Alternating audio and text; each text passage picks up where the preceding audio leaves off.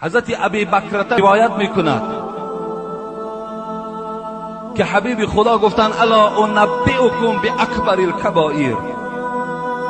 ای مردم مسلمان، حبیب خدا میگوید شما را خبر دهم که کلانترین گناه کدام گناه است؟ قالوا بله یا رسول الله. گفتیم بله ای حبیب خدا، بزرگترین گناه کدام گناه است؟ حبیب خدا چی گفتن؟ الاشراک بالله و عقوق الوالدین. و کان متکیا فجلس فقال الا و قول الزور فما زال یکرروها حتی قلنا لیته سکت. ابی بکر میگوید گفتیم بله ای حبیب خدا، گناه بزرگ کدام گناه است؟ حبیب خدا گو یکم شرکی به خدا آوردن، دویم کسانی که در پدر و مادرشان گناهکار میشوند، پدر و مادرشان احترام نمیکنند.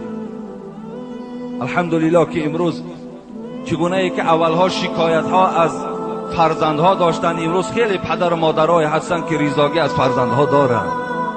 و من همیشه به همه شما جوانای عزیز فقط پیشنهاد من همین است که پدر و مادراتون احترام کنید، به قدر پدر و مادراتون رسین، سخنهای وزبینی که بالای شما میگن تحمل کنید، برداشت کنید، انشاءالله خدا شما را اجر میدهد.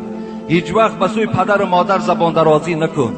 اگر تو اخلاص ایمانت کامل باشد، پدر و مادر هرگاه خانه درآید تو پیش او خیزی، به خدا قسم انشاءالله آینده تو نیک است. احترامش کن، حرمتش کن. اگر چی وای تو عالم هم که باشی، وای بی سواد هم که باشد، وای در نزد خدا قدرش از تو بلندتر است. وای احترام کن. حبیب خدا گفتن یکم شرکی به خدا گناهی وزنین است، دویم حقوق پدر و مادر را پایمال کردن. لیکن ابی بکر میگوید پیغمبر خدا وقتی این سخن میگفت تکیه زده بودند، از تکیه خیستن در جایشان نشستن و چی گفتند؟ سیوم گناهی که خداوند گویم بنده را به سبب او عذاب میکند این دروغ گفتن است. فما زال یکرروها. صحابه میگوید درو پیغمبر تکراری و تکرار همین گپ میگفت، سخنی دروغ، سخنی دروغ، سخنی دروغ.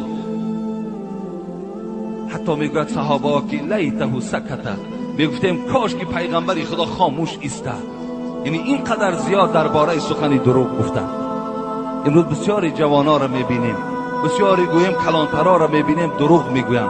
حتی دروغ اگر به شوخی هم که دروغ گویم وای دروغ است. نابسته.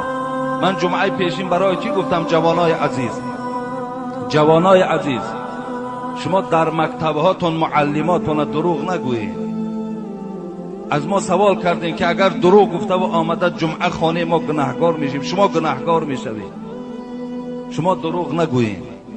معلم هاتون هم فریب ندهین. وقتی تو معلم فریب دادی این یقین است زبان تو عادت میکنه، تو پدرت هم فریب میدهی، تو مادرت هم فریب میدهی، تو یار و رفیقت هم فریب میدهی، همه را فریب میدهی.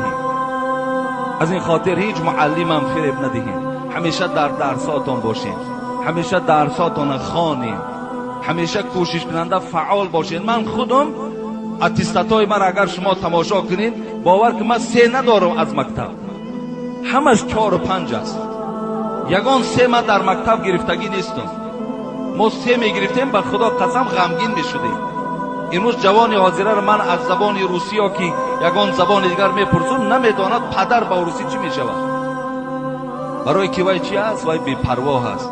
برای که وای معلم شب فریب میدهد. برای که وای گویم در درس ها فعال نیست.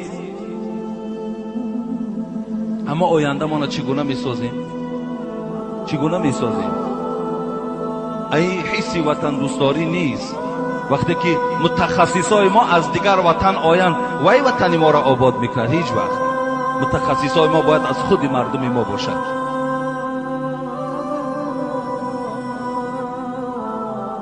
دروغ این یکی از گناه های کبیره هست.